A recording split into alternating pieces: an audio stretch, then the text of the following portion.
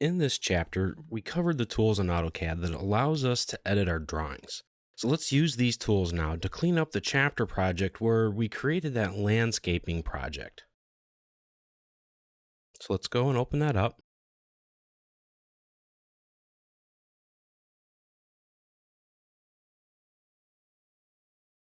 And I'm going to do a save as.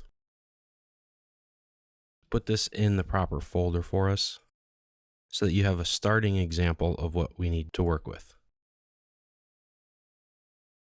So first of all, what we're going to do is erase some of these points that we've inserted. We don't want them showing up as dots or crosshairs in this case in our drawing.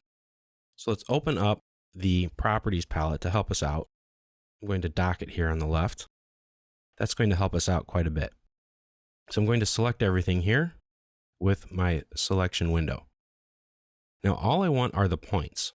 So I'm going to use my properties palette quick select tool. So I use my current selection and I want just the points.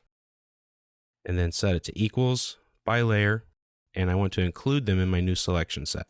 So I click OK. That filtered out everything else except for the points. And now I'm going to erase them. And my points are gone. Now let's move over to our little pond. Now this part's going to get a little tricky. What we're going to do is arrange all of these hexagon-shaped stepping stone shapes so that they're neatly arranged and equally spaced.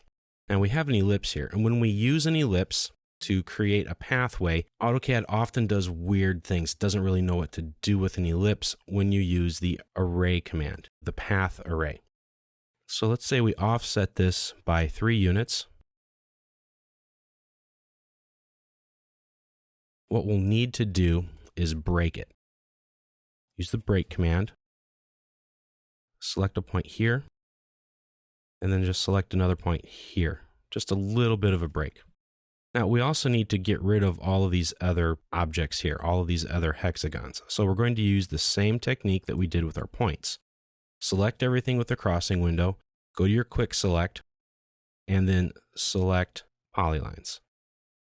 All the other settings should be good. Click OK.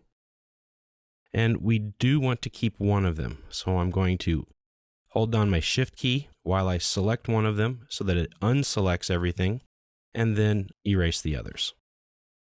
Now let's move this hexagon shape. Grab it from the midpoint of the top here and click it onto the end point right there. Now I'm going to break this ellipse a little bit more, about right there to the end, to give a good little distance away. Now we can adjust this later on if we need to. Okay, so now we're about set. Sometimes though, when you break an ellipse, it does strange things to it. So let's make sure it's what we need it to be. It cut it off right there, it broke it at that quadrant point. And that's not what we want to do. It also converted it to a spline. We need this to be one path. So there's what we're going to do. We're going to use polyedit, p-edit. Type in PE, press return. Now, here's a little tip. If you type in the letter M before you get started, press enter. This will allow you to select multiple objects all in once. So I select them, everything I need, press enter, type in Y for yes. I do want to convert them to polylines. 10 is a great option for that setting, and then click join. Press enter again. Now we have one polyline. Now you can see what it's done here is it's broken it up into all of these little segments. So that's okay. Just don't explode that or else you'll have a whole bunch of little bitty lines. So now we're ready. So if we come up here and go to the path array option, select our hexagon, press enter, select our broken ellipse as our pathway. So we have a nice little pathway here. Works fantastically. And I like the way it looks, so I'm just going to really leave it the way it is. Right now it's set up to have a distance of 3 units in between. Now what we can do is change a couple of things, like align the items. This way it's just keeping them rotated the exact same way. I like them to slightly rotate as they go around. So I'm going to leave that alone. I'm going to close array, and there we go, we have our pathway. Now select our spline and erase that.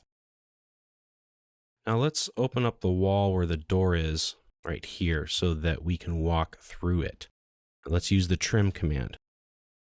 type in the word trim, press enter, and let's just select all of these items.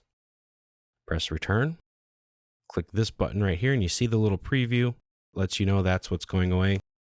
Now we had selected more than what we needed to here, but a lot of times it's okay to select more items like we did there just because it's so much quicker to do this and then trim, as opposed to coming up here, selecting one item and then another item. And a lot of times it can just take longer, even if it only saves you 1 or 2 seconds. If you're doing a command or an activity every 20 or 30 seconds, so you're doing, 2 or 3 things every minute, maybe even more than that, and you can shave a second off of everything you do, that adds up to a lot of time. So you get done quickly. And that's the point here. Now let's go to the planting area. Let's go back over here.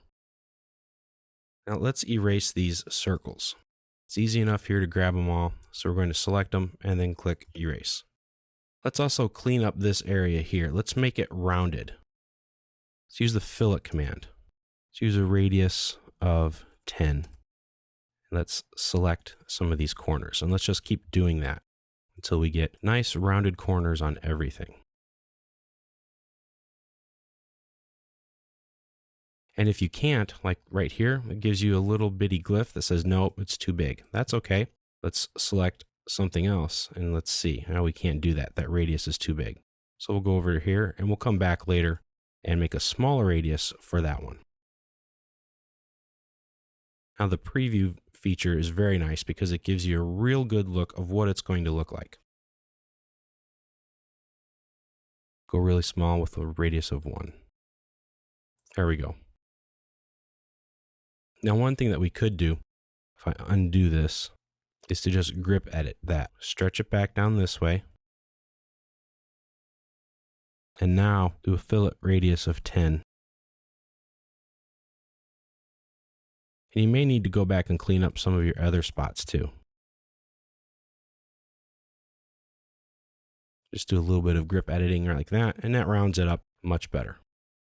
Now let's give this a little bit of thickness. Use the offset command of 1, select it, put it on the inside. That gives us a little bit of a planting wall. Now let's draw a circle. Let's make it radius of 2. Let's draw another circle starting at the center. Use your center O snap. Put it at about right here, which will be about 4 units. Draw another circle. Type in NEA and just snap it into there. And let's make this circle radius 0.5. Now come up here to our polar array. Select this circle. Press enter. Type in CEN for our center O snap. And we're going to put little bitty circles all over that way. Right now we have 6 items. Let's change that to 8.